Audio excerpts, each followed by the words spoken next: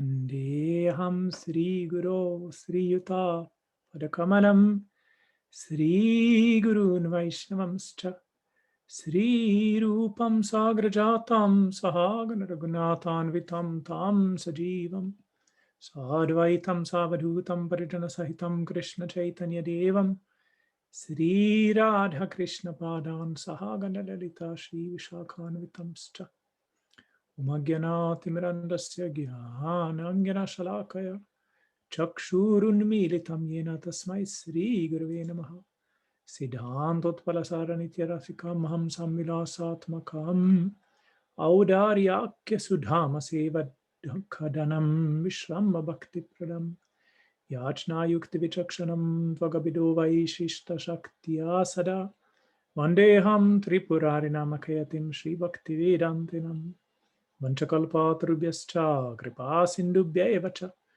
Patitanam Pavanebhyo Vaishnavebhyo Namo Namaha Namo Mahavadanyaya Krishna Prema Pradayate Krishnaya Krishna Chaitanya Namne Gauratvishe Namaha He Krishna Karuna Sindho Dinabandho Jagatpate Gopesha Gopika Kanta Radha Kanta Namostute Tapta Kanchana Gaurangi Radhe Vrindavanishari Vrishabhanusute Devi Pranamami Haripriye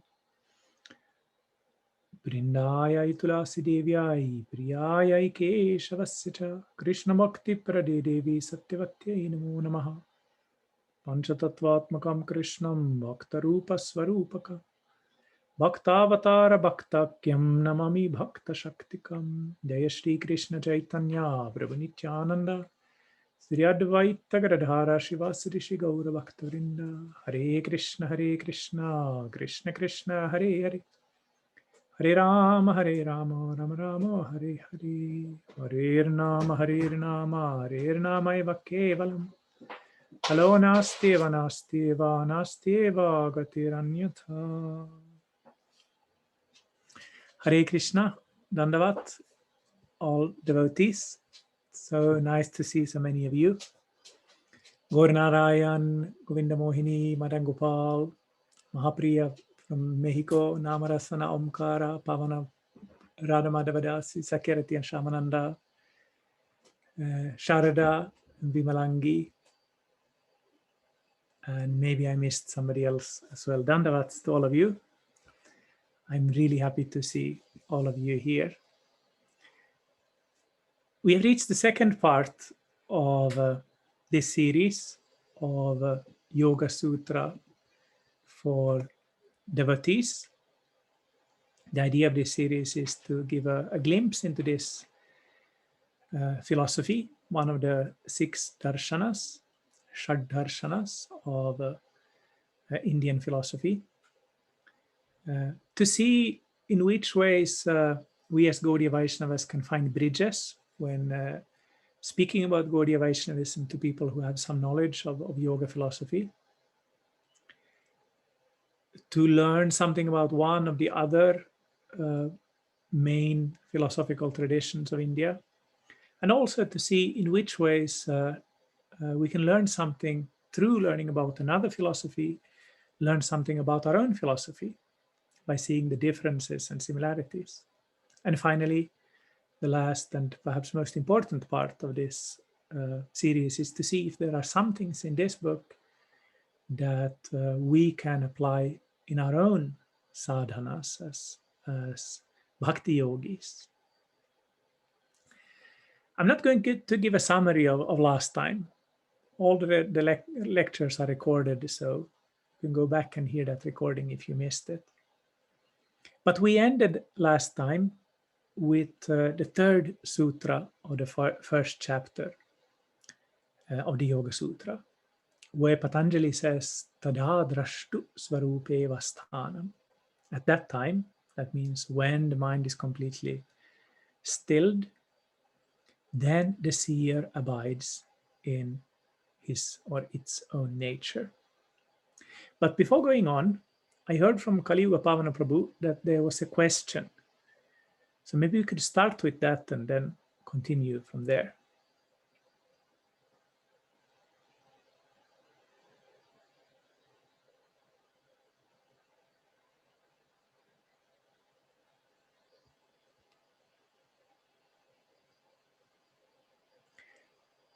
But now I can't hear what if you're saying it.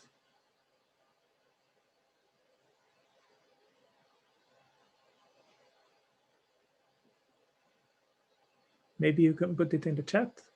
I still can't hear it.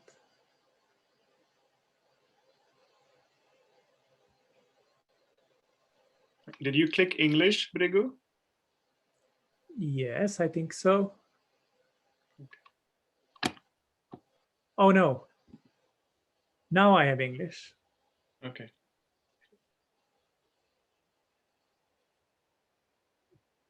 Now I hear you. Yes.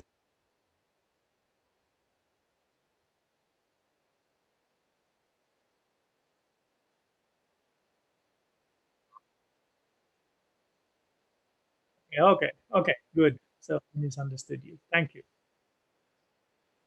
So the definition of yoga last time we heard was when the mind is completely still, when all the functions or the movements of the mind are stilled. And then the prayojana, the goal, what you're supposed to achieve through this. Patanjali said is at that time, the seer abides in its own nature. And he contrasts that and makes it easier to understand in the next sutra by saying that at other times, this seer or drashtra takes on the form of these mental functions. Vritti sarupyam itaratra. Next, Patanjali will go through these different mental functions. We'll wait with that for a little while. But the idea is that according to Patanjali, we do not get a clear picture of ourselves because everything that we perceive at the present moment is mediated by the senses and the mind. If I would tell you now, for example, I'm doing this often when I'm speaking to a yoga audience, at this moment I would tell everybody to lie down on their back on the floor, close their eyes, relax, and then I would tell them, don't do anything, just be. And then we just do that for a few minutes. And then I ask them, so Shamananda, did you follow my orders? And probably Shamananda would say, well, I tried to just be, but then all kind of things started to come into my head. And I remembered something that happened in the morning. And then I came to think of that I have to go and get some vegan milk in the evening. And then I remembered that I still have some homework that I need to do. And then I started wondering what would happen if I would just jump out of school and if we would join a circus instead. So what usually happens, according to Patanjali, the author of the Yoga Sutra, is that we don't know who we are because we're so caught up in this kind of mental world that we are in. Our memories, our dreams, our perceptions, our hopes, our fears, all of these things, they fill our head, they fill our heart, and we identify with that. None of this, of course, is foreign to Gaudiya Vaishnava philosophy. Gaudiya Vaishnava, Gaudiya Vedanta agrees with all of this. We live now in a kind of false identity.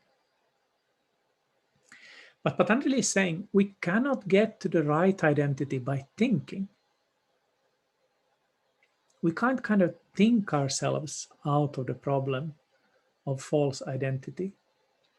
Rather, what we have to do, Patanjali says, is to stop thinking, to stop all mental activity. Because then he thinks the true self can kind of come to the foreground. Like imagine you're standing in front of a mirror and you're trying to see yourself in the mirror, but the mirror is covered by a blue cloth. So you take that cloth to the side, but underneath there's a red cloth. So you take the red cloth aside as well, and then there's the yellow cloth. So you try to take the yellow one, but the blue cloth falls back, and then the red one, and then you never get to see yourself.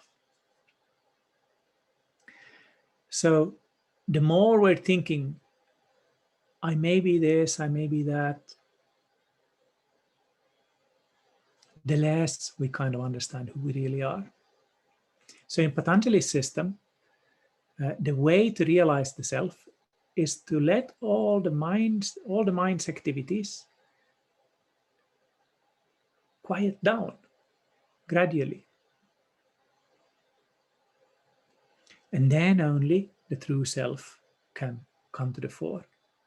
Patanjali calls this true self, sometimes in the Yoga Sutra, the Purusha. This word for the self, of course, we know from the Bhagavad Gita. And indeed, the Bhagavad Gita is one of the sources of Patanjali's philosophy. Purusha, contrasted to Purushottama in the Bhagavad Gita, can refer to the individual self.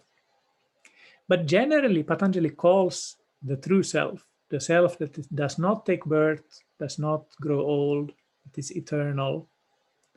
He calls that the drashtar, or the seer, or the perceiver. And the reason for why Patanjali likes this word, the seer, is that in his philosophy, the true self just does that. It just sees, it watches, it perceives. It doesn't do anything. Now, this also sounds familiar to a Gaudiya Vaishnava. I'm sure you remember from the Bhagavad Gita verses like Prakrite kriyamanani gunai karmani sarvasha ahamkara vimudhatma kartaham iti manyate.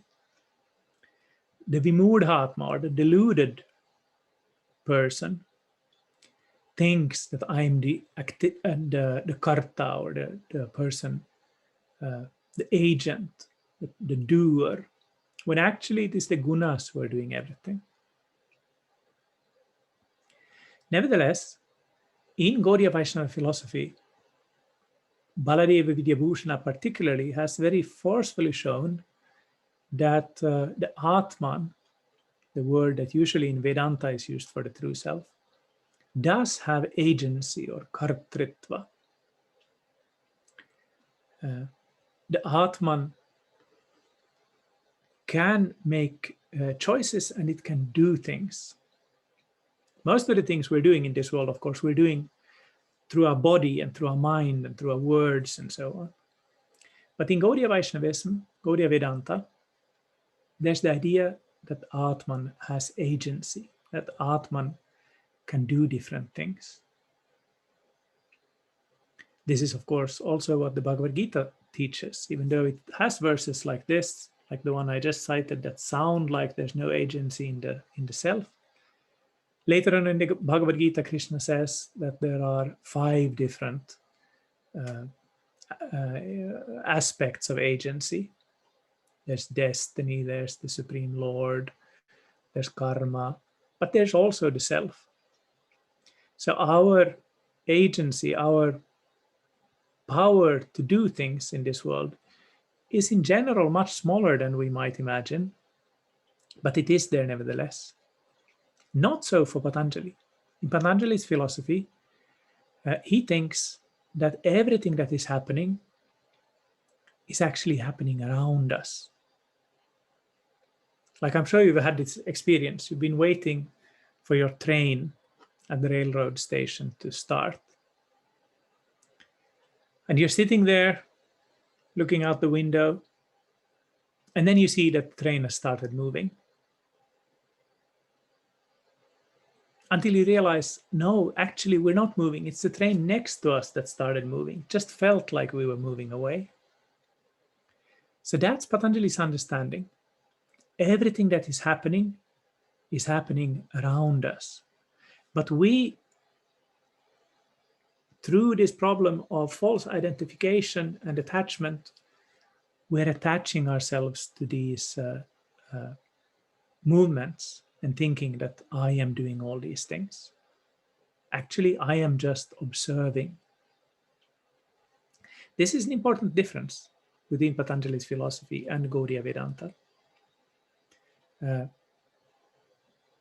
It's not as huge of a difference as we might think, because of course in yoga as well, you do all kind of things, just with the understanding that it's not the true self that is doing it, it's the mind and the body. So from a philosophical perspective, there's a difference. From a practical perspective, not so much. After this, Patanjali then goes through these 5 different functions of the mind that you're supposed to calm down. This is not so important for us to know all the details, but it is quite interesting to see that just like in Vedanta, Patanjali also has 3 pramanas. Who remembers what the meaning of the word pramana is? Maybe Mitra Prabhu.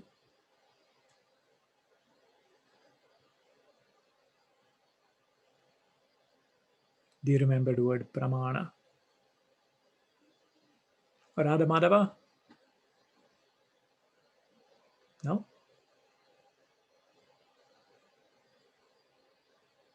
Shamananda has his hand up, I think. Oh, there.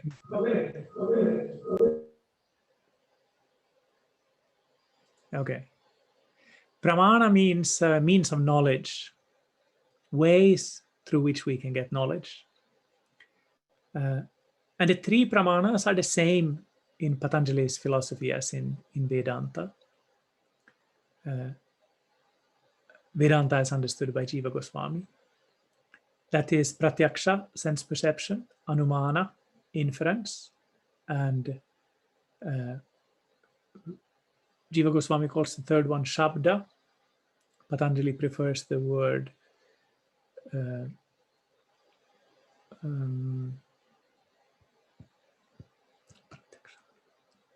agama, but it means the same, scriptural sound or authority. Nevertheless, there's a difference here again. In Gaudiya Vedanta and every Vedanta school, the highest form of pramana is shabda. Because, of course, anumana or inference or logical thinking is limited. And pratyaksha as well is limited. We can perceive only particular things. Like I'm sitting here in a room here in Sri Chaitanya Dham. I can see something out the windows, but I don't know, for example, what my daughter is doing in another room in the same house. Nevertheless, in Patanjali's philosophy, this order is is turned around. For Patanjali, the highest pramana is pratyaksha. Why does he say like this? Sense perception. Well, because for Patanjali, pramana or sense perception is the only pratyaksha or sense perception is the only pramana that can give you detailed knowledge. Like, for example, if I would tell Namarasana now that there's a fire in the neighbor's house here, and this fire is a terrible fire, and there are huge flames coming out the windows, and there's a blackish smoke coming out everywhere, people are screaming, there's a dog barking, there are firemen, they are 2 meters tall, and they are spraying water everywhere. You get some kind of a picture of what happened, don't you, Namarasana? But everything that I said, you have to interpret through your own experiences.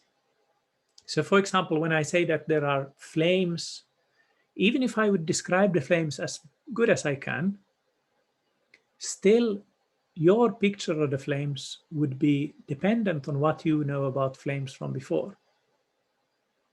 So I can just give you general knowledge, but I can't describe to you something that you've never seen before. Even if I would say that it's a kind of flame that doesn't go upwards, it's a flame that goes downwards. And it's not red, it's and yellow it's green, and it has white spots. Even if I would describe something strange like this that you've never seen, you'd still interpret it through what you know about things going downwards, spots, and so on. So the only way for Namarasana to actually learn something new about this fire would be to actually experience the fire for herself. Similarly, Patanjali is saying we can get the best kind of knowledge when we experience it ourselves. Now, the problem, of course, is we don't experience things usually in a clear way. But Patanjali thinks that as humans, we have the potential to do that. Right now, our experiences are filtered through our minds and our imperfect senses. But he has this idea of something he calls yogi pratyaksha, or yogic perception, where you can actually access something as it is. And it's interesting that even though we don't hear about this so much in our Gaudiya Vedanta, Jiva Goswami actually mentions this yogi pratyaksha or Vaidusha pratyaksha in his Sarva Samvadini commentary to his own Tattva Sandarbha. So again, some differences, something similar. Now, after having gone through these different functions of the mind, or these different movements of the mind, Patanjali divides them into 5. They are perception or correct information, mistaken information,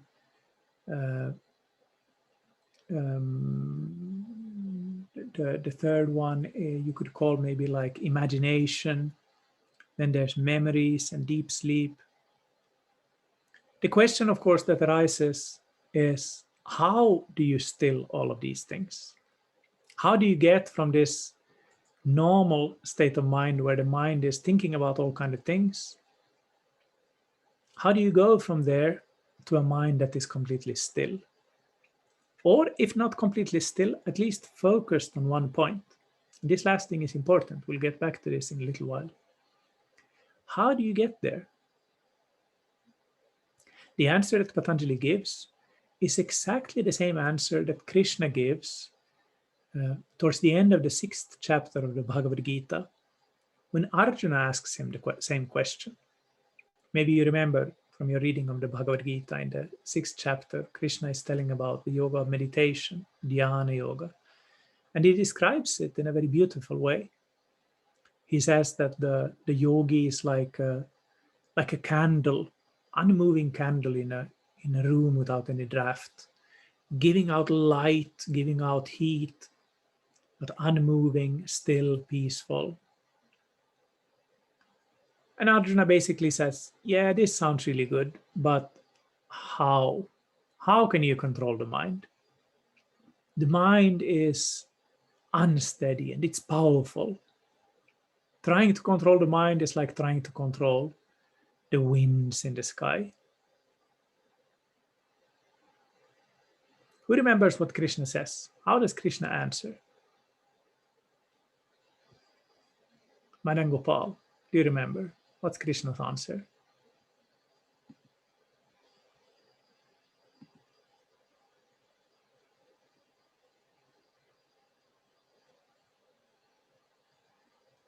Are you there, Madan Gopal Prabhu?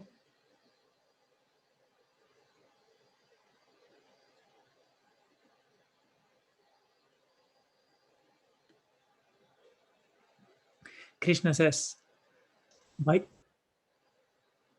abhyasa and vairagya. Oh, he's driving. Okay. By abhyasa and vairagya. By practice and detachment.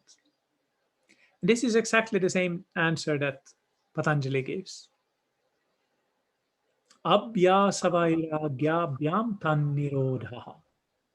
These mental functions can be stilled by practice and detachment. And then, as is typical for the Sutra style of writing, Patanjali next then describes both of these two, what he means by practice and what he means by detachment. And this is an important point, and this is something that applies not only to the path of yoga, but to every spiritual path. We need two kinds of forces. Abhyasa, or practice, is the force of going forward, pushing forward, getting up in the morning when you feel like it's so nice and soft and warm in the bed, to get up, to do your rounds when you feel like they taste nothing. I don't want to do it, but to still, okay, I'm holding my japamala in my hand, now I'm going to focus. Or when you feel like, I don't know if I want to do this today, I'm not so sure, maybe I will have a break. No. Abhyasa is kind of like a figurative stick that we sometimes need to hit ourselves with. Bhrigupada. Stop being such a lazy bum. Get up.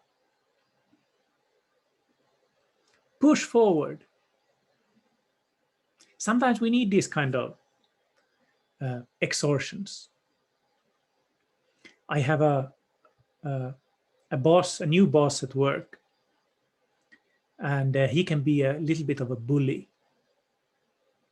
But every time that he bullies me, and that happens maybe twice a year or something, so it's not very bad. But every time that he does it, it actually always leads to something good.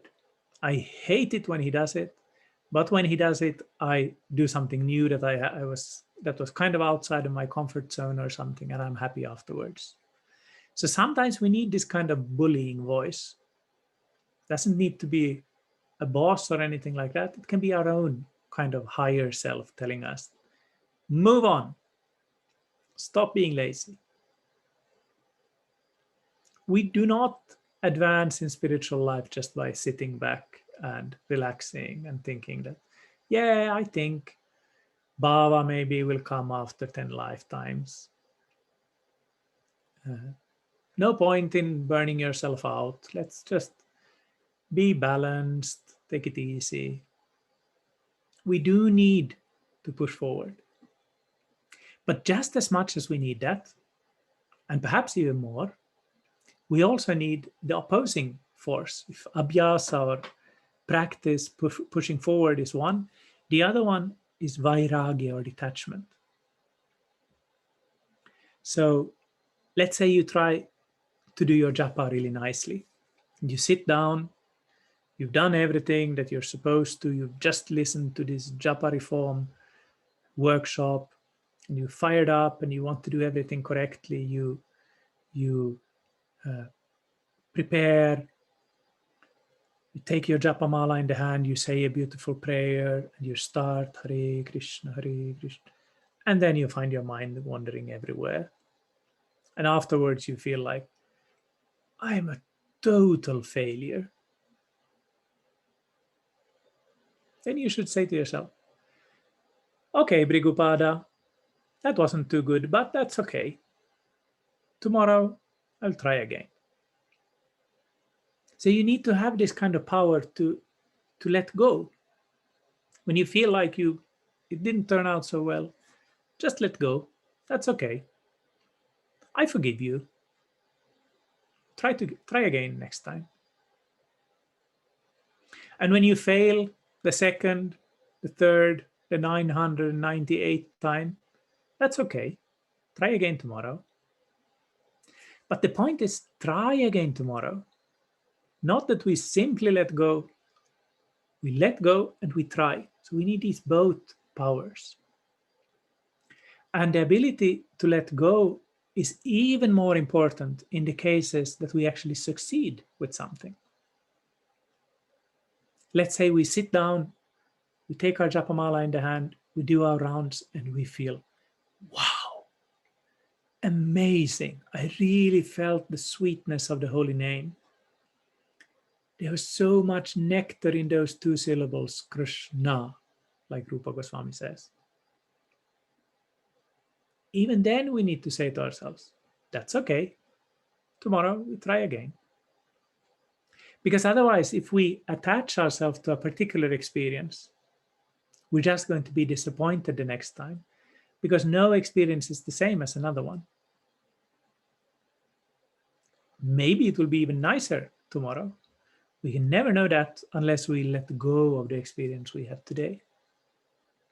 So this idea of two kind of keys to succeeding in yoga, whether it is Patanjali's yoga or Bhakti yoga, this is a very important teaching that we can learn from the Yoga Sutra as well.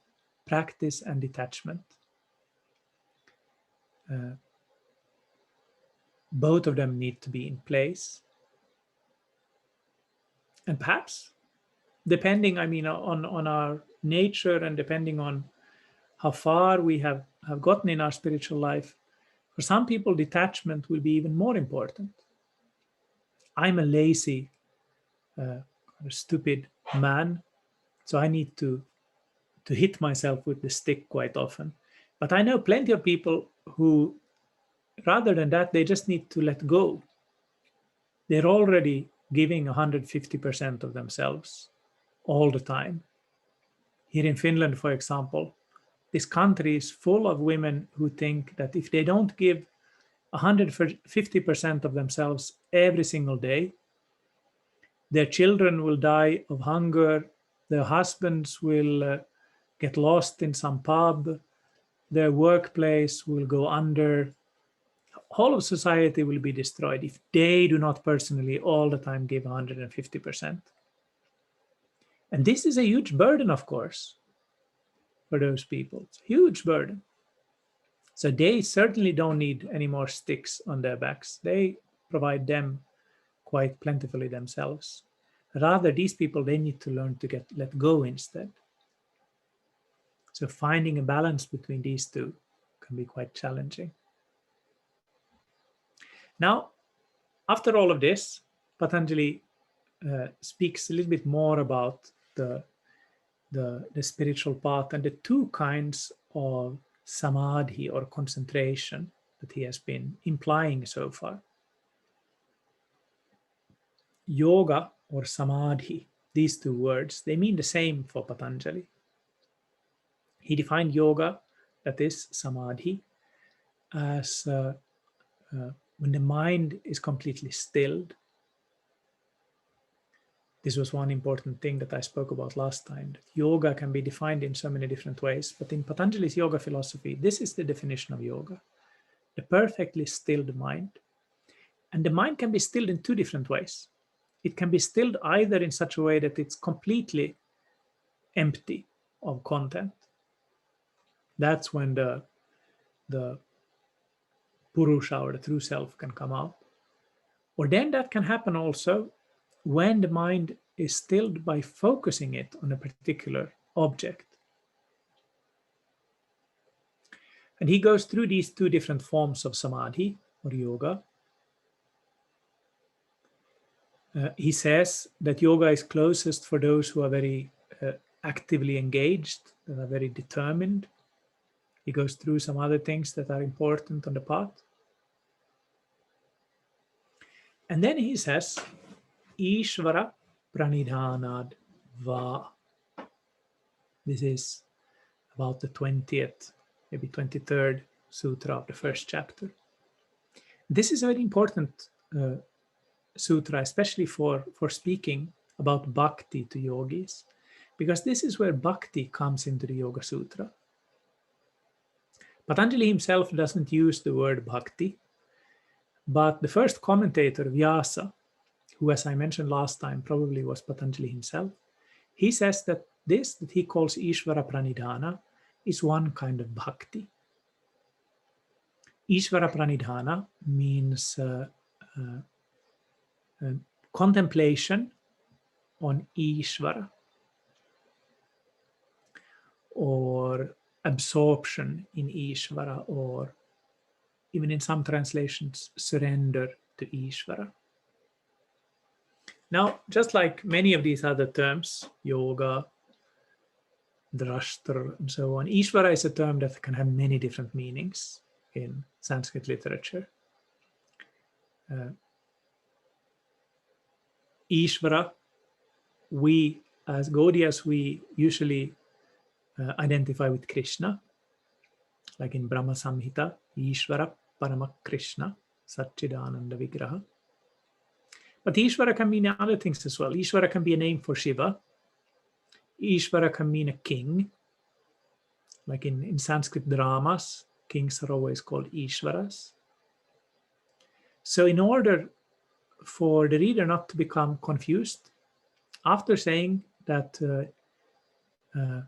this contemplation on Ishvara is another way of reaching this perfection of yoga or samadhi, full concentration, Patanjali then goes into defining what he means by Ishvara. And it's quite important to realize that Patanjali spends quite some time dealing with Ishvara. The main thing in today's yoga, of course, is asana, or the bodily positions. Out of the 192 sutras in the Yoga Sutra, 3 sutras deal with asana. 3. 1, 2, 3 sutras with asana. So it's a very small thing in Patanjali's system. It's there, but it's, as we will see later on, it's a stepping stone on the way to something else. About Ishvara, he uses many more sutras, especially since this Ishvara Pranidhana is a topic that he deals with in 3 different places of the Yoga Sutra. Here, in the middle of the first chapter, in the beginning of the second chapter, and again towards the end of the second chapter. So it's clearly an important thing for Patanjali. In this context, he says that you can reach perfection in yoga also through Ishvara Pranidhana.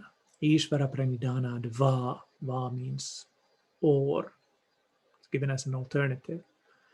But in the other places where he mentions Ishvara Pranidhana, it's not an alternative. It's rather, it is an integral part of the yoga paths described in those places.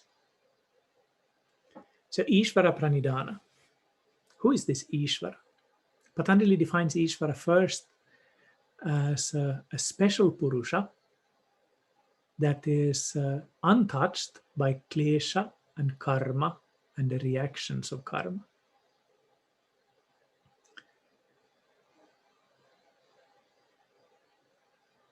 Klesha karma vipakashayar aparamrishta Purusha Vishesha Ishvara. Ishvara is a special kind of Purusha. So by this saying that Ishvara is a special kind of Purusha, he is saying that there's something similar between Ishvara and us, but there's also something different. And the difference is that Ishvara is free, not afflicted by karma, by different problems, kleshas, like the other Purushas. So then the reader might wonder, okay, what else? And then he says, in Ishvara, the seed of omniscience is unsurpassed. So all of us have some knowledge, and this knowledge can be increased in different ways. But the one that is omniscient, the one that knows everything, literally knows everything, that is Ishvara. And then he says, Ishvara is also the teacher of the ancient ones, because Ishvara is not limited by time. And that's an important sutra, because it teaches us that Ishvara is not something that you can become. That, let's say, Radha Madhava is doing a lot of sadhana and a lot of different spiritual practices, and then she becomes Ishvara at the end. That's not what Patanjali is saying. Ishvara is a special kind of Purusha that is not afflicted by time. So there's no time when Ishvara wasn't Ishvara. There's no time when Ishvara will not be Ishvara anymore. And then finally, Patanjali says, Ishvara's designator or Ishvara's name is Om. Again, all of these things that Patanjali is saying are things that we can find in the Bhagavad Gita. There also, Om is identified with Ishvara or with God. The word Ishvara is used there, of course. Krishna is called Parameshvara, or the highest Ishvara. All of these other things that Patanjali says to define Ishvara, you'll find in the Bhagavad Gita. But of course, there's a big difference. And that is that Patanjali never says that Ishvara's name is Krishna, or Ishvara is blue, or Ishvara has 2 arms and a flute, or Ishvara's name is Shiva, or Ishvara has 4 arms, or anything like that. Rather, he tries to keep this Ishvara idea open to different kinds of feelings, different kinds of interpretations. He's giving kind of a general definition of God, so that different types of yogis can find their own Ishta Devata, or their own beloved Lord within this system. And this is an important point, because Patanjali lived in a time that was religiously very pluralistic. In Patanjali's time, there were Buddhists, there were Jains, there were many different types of what we today call Hindus, that were all kind of competing in the spiritual marketplace, as it were. So he's not taking part in this kind of interreligious fighting. Rather, he's trying to create a spiritual path that will work for everybody. But the downside with that, of course, is that the amount of detail will be very small. Guru Maharaj writes very nicely about this in Aesthetic Vedanta, quoting the Russian author Alexander Solzhenitsyn, that when you engage in a kind of spirituality which is perennial, which you try to get to fit everybody, you need to leave away so much detail that you may end up with something that is quite lifeless. And indeed, this is the criticism that has been leveled against Patanjali as well, that in his desire to be so kind of neutral, his theism becomes almost like a quasi-theism. This criticism of Patanjali was given by nobody else than Shankaracharya in his commentary to the Brahma Sutras, where he criticizes other philosophies, including the philosophy of Patanjali. Nevertheless, as bhaktas speaking to people who have some background in yoga philosophy, this is still a good opening, because we can easily get Krishna to fit into the conception of Ishvara as understood by Patanjali. And it's also important to see that Patanjali is not a monist. He doesn't believe that Ishvara is you and me. He doesn't believe that you can become Ishvara. So even though he's lacking the kind of detail that you'll find in Bhakti Rasamrita Sindhu or other texts like that, his text is actually in some ways quite close to Gaudiya Vedanta when it comes to his conception of the Supreme Being. Then the rest of the first chapter begins with, or it continues with different kinds of practices. The first practice that he recommends, and which is kind of the typical practice of Ishvara Pranidhana or contemplation on Ishvara, is repeating the mantra Om. Tadjapas tadartha bhavanam, he writes, to recite Om and to contemplate on its meaning. The syllable Om, of course, is the syllable of the Vedas. Krishna says, I think in the beginning of the 7th chapter in the Gita, it says that of all the sounds of the Vedas, I am the syllable Om. Om is described in different Vedic texts in different ways, often in quite fascinating ways. For example, it is said in the Chandogya Upanishad that if you close your ears like this,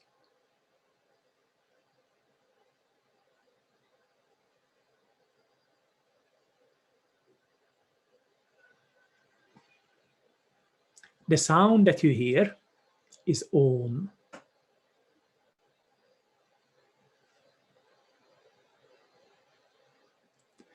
Maybe you need to have a little bit of imagination, but the idea, of course, is that it's this kind of internal vibration that pervades us. In the same passage of the Chandogya Upanishad, it is also said that the sound that the sun makes when the sun rises in the sky, that's Om. So you can go outside tomorrow and try to listen to the sun. Unfortunately, I'm such a Kali Yuga person that I don't hear any sound when the sun rises in the sky. But I like the idea very much that Om is something that is within us, and it's something that is without us as well. And of course, we would agree with Patanjali that Om is a name of Krishna. Kind of an impersonal, again, not very rasic or very kind of descriptive name of Krishna, but it is a name of Krishna. And as a mantra, of course, it's a very good mantra because it's very simple. In every language, you have the sounds O and M. Very simple to say, very easy to say. And you can do japa of this mantra without any big training or anything like that. But still, even though it's so simple, the idea is that God is there. So this comes very close to our idea, of course, of the unity between the name of God and the named God, or the unity between Nama and Nami. Patanjali agrees with this. In the commentary, there's discussion about this, how most sounds, most words are conventional. If we would decide now that this thing that most people call a mobile phone, if we would decide here together that this is actually called a bruba, that's a bruba, this thing here. Then if we would repeat it a few times, then everybody would know that that's a bruba. So we just make it up, and as long as there's enough people who know this, then it kind of works. So most people think that this is what language is. Language is just conventional. You decide, you get used to it, and after a while everybody knows that lol means a particular thing, that my grandmother had no idea what that word is, but now everybody knows what lol is, or ruffle, or things like that. But Patanjali says, and again, Gaudiya Vedanta would agree, there are exceptions to this. And those exceptions are the sounds of the Vedas. There are words that are directly linked to their meaning. And this is particularly, of course, evident in the names of God. Like Prabhupada's example, that if you're thirsty and you're saying water, water, water, it will not help you at all, because water and the word water is different. But Krishna and Krishna as a supreme being is actually the same. And we can be in touch with him through his name. So again, this is a point where yoga philosophy and Gaudiya Vedanta are saying the same. Even though Patanjali doesn't speak about the name Krishna, but the idea is there. Om and God is the same. So again, we can find some common ground here. After this, after giving this practice of meditating on Om, then he gives other practices, and of different types.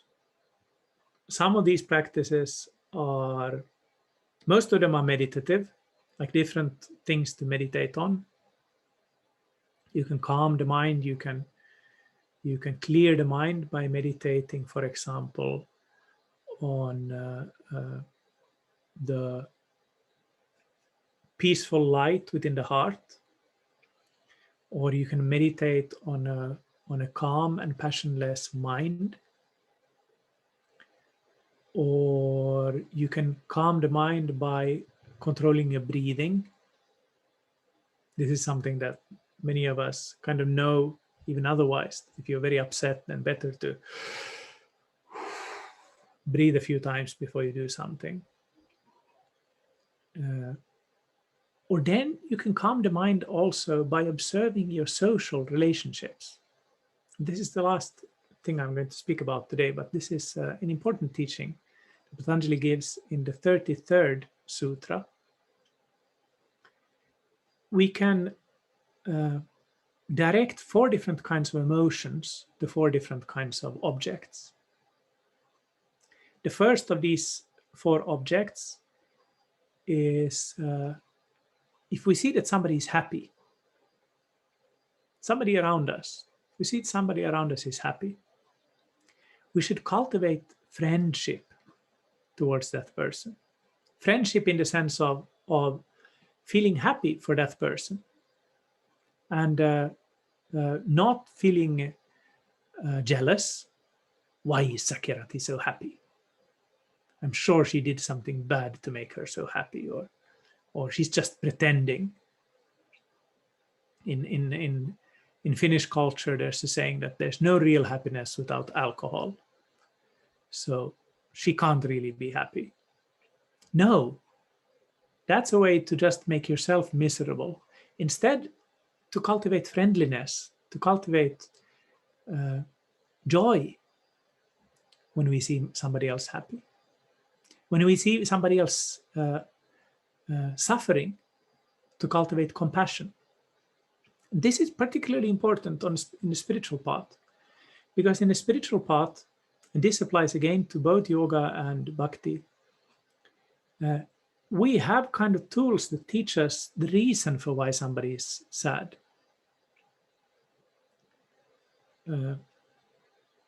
Basically, the answer, of course, is karma. That Shamananda stayed up much too late at night. He had a pizza at 11:30 in the evening, and now he's supposed to do his japa early in the morning, and he can't focus, and he's unhappy. But it's his fault because he stayed up too late and he had the pizza. It's because of his karma. And this kind of idea of karma can make us hard-hearted. It can make us think that, well, that's her fault, that's his fault, it's none of my business. But Patanjali is not saying that.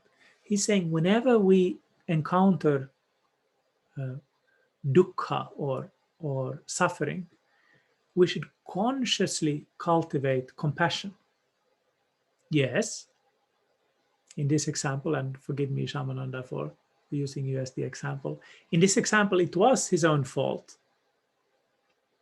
But still, we can feel compassion. Anybody who has a child will recognize this. Like you tell a small child that's running around like crazy and being full of energy, don't run around like this. You're going to get hurt. And the child just says, yes, yes, mommy, and continues running and falls on its nose and starts crying. Now, if you're not a superhuman parent, but an ordinary parent, then probably you'll first say to the child, what did I say? But then nevertheless, you'll take the child in the lap and brush the dust off it and ask if you can give a plaster, and little one, it's not so bad, let me see, and so on. So even though the parent knows that it's the child's own fault, still the parent will feel compassion. So similarly, we can always consciously cultivate this feeling of compassion with suffering. And thirdly, Patanjali says, when we see that somebody is virtuous, punya, when somebody has some virtuous quality, when we see that Radha Madhava is doing something really nicely, for example, then instead of trying to find fault with that, or thinking that, yeah, she's doing that really nicely, but who knows what bad things she's doing secretly, again, to find joy. Wow, beautifully how she's doing these things. Even in a person that you don't really like, you can do this. You can focus on the good quality in this person. Wow, he is so good with doing whatever he promises. He always keeps his promises. That's amazing, for example. And finally, when we see somebody being apunya, or the opposite of virtuous, being full of vice, or having some bad qualities, we should cultivate upeksha, or overlooking that, to not focus on that. Unless, of course, it's a person that is somehow under our responsibility, like a child or a student or somebody like that, that it's your duty to teach. But otherwise, let me not get involved with that. Like Trump, for example. Here in Finland, and we never as a country had any problem doing business with the US, regardless of who was the president. Nevertheless, during Trump's presidency, every single day there was something in the media about something stupid he had done. And lots of people, every day they would discuss it. Have you heard what he said? Belgium is a beautiful city. Have you heard what he did? And it didn't help him at all that everybody was discussing his failings. He didn't know what people in Finland were discussing about him. So it did no good to him. And it certainly did no good to these people who were just putting their minds in somebody else's failings. Like the Gaudiya Vaishnava Acharyas say, it's better to be a bumblebee than a fly. Don't be a fly, be a bumblebee. Go for the nectar, don't go for the stool. So this is some of the teachings of the first chapter of the Yoga Sutra.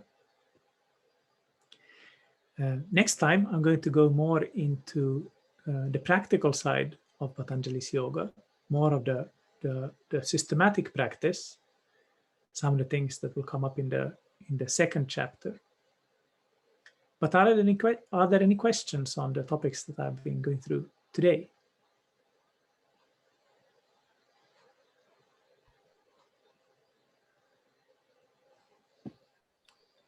Haribol? Haribo. Just a small question about Sanskrit terms. So you said pramana means way of knowing? Because I've always heard it just mean evidence. So when someone says, "Can you give some praman?" Is that correct, or is that a loose way of? Yes, No, you can use it like that as well, but generally it refers to ways of knowledge, of knowing things. What in Western philosophy is called epistemology. And not all Indian philosophers agree with these three. Actually, in some Vedantic schools as well, there's more of them. But as Gaudiya Vedantists, we're accustomed to hearing about these three. But yes, you can use the term in that way as well. Do you have any evidence for this? Do you have any pramana?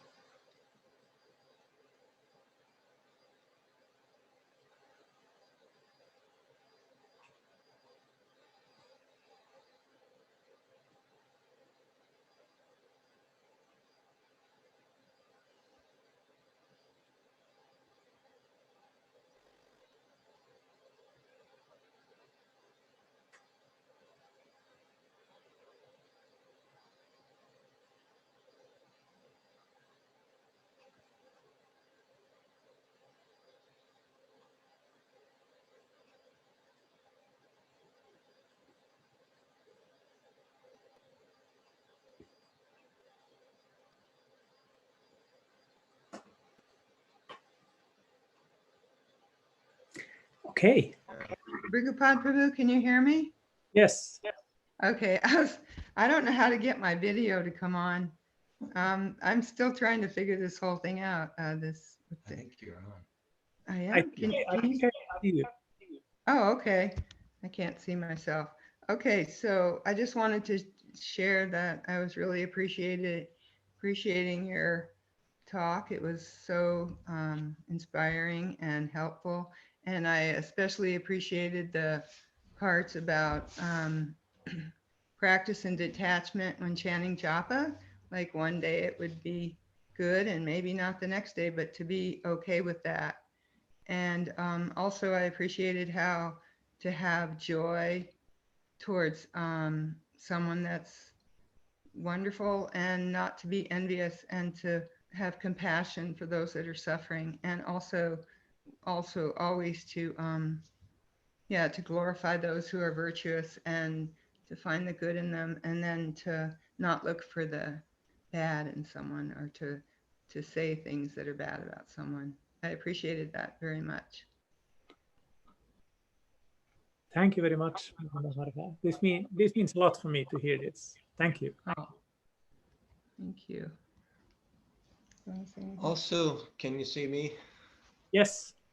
I've been trying to comment, but we have two systems on and they just start echoing, and I've been working, building cabinets, painting.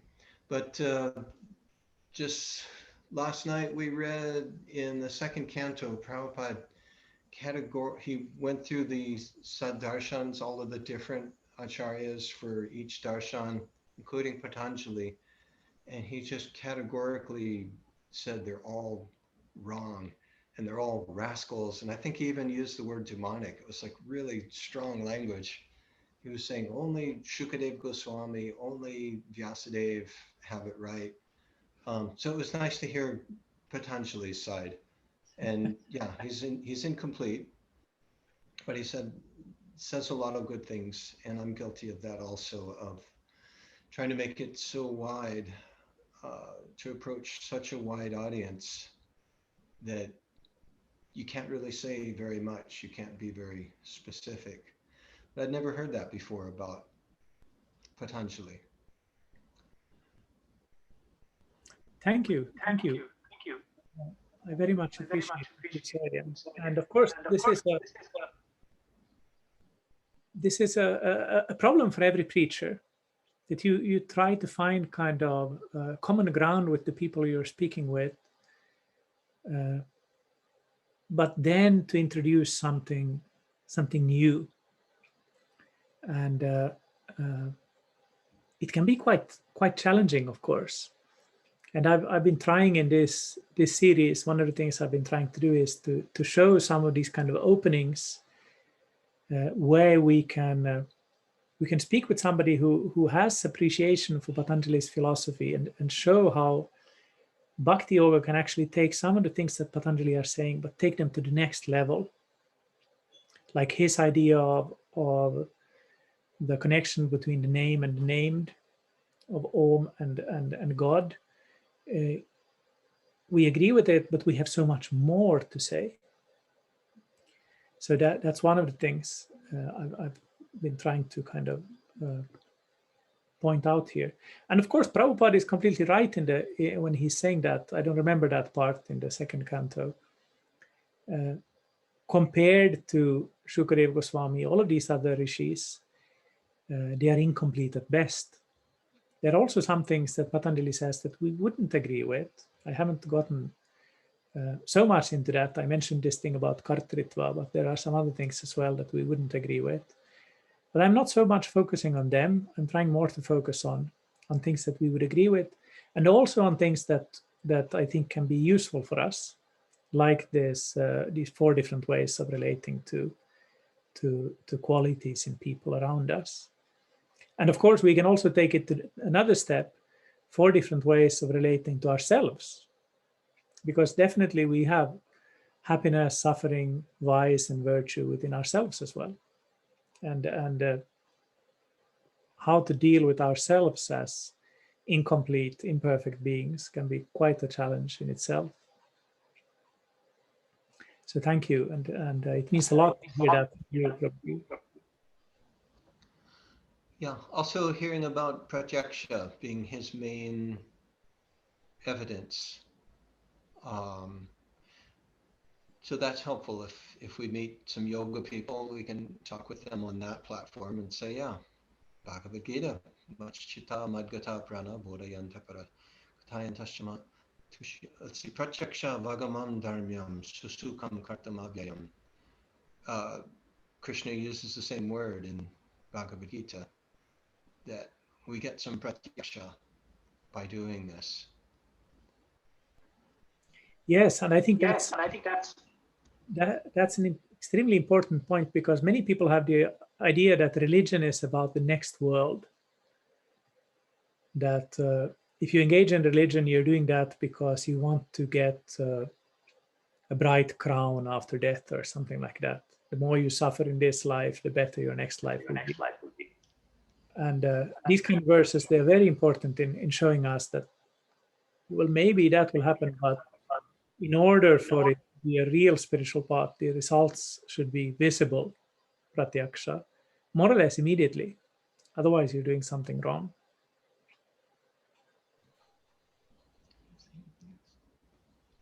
That's it. Thank you. Mhm.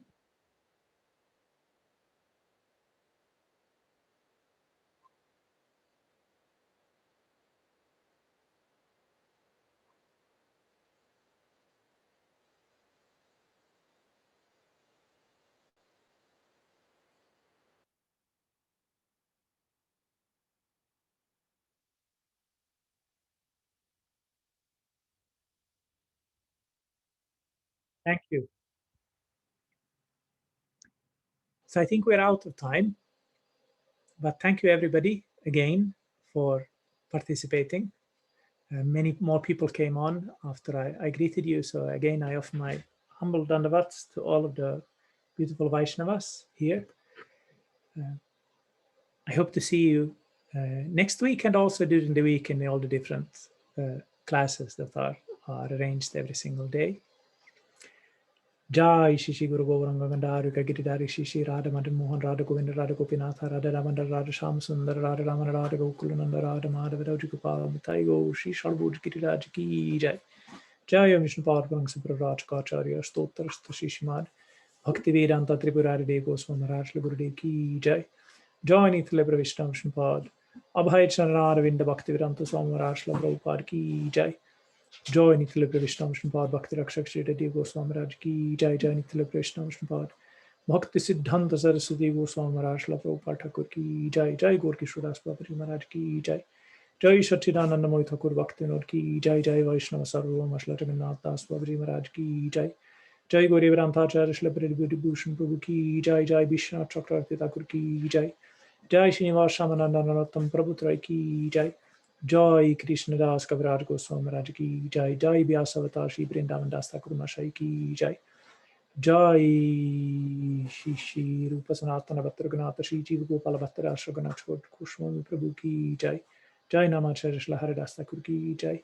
Jai Rai Ramananda Adi Gaur Parshta Vrinda Ki Jai. Jai Prem Sukho Shri Krishna Chaitanya Prabhu Nityananda Shri Advaita Gadadhara Shivasadi Shri Gaur Bhakta Vrinda Ki Jai. Jai Shri Antardvip Mayapur Simantardvip Madhidvip Koladvip Ritudvip Chanadvip Madhidvip Motaradvip Godurmadvip Rudadvipatmaka Shri Navdvip Dham Ki Jai.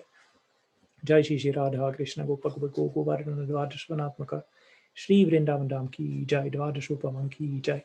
Jai Sham Kunda Radha Kunda Yamuna Ganga Bhakti Tulasi Devi Ki Jai.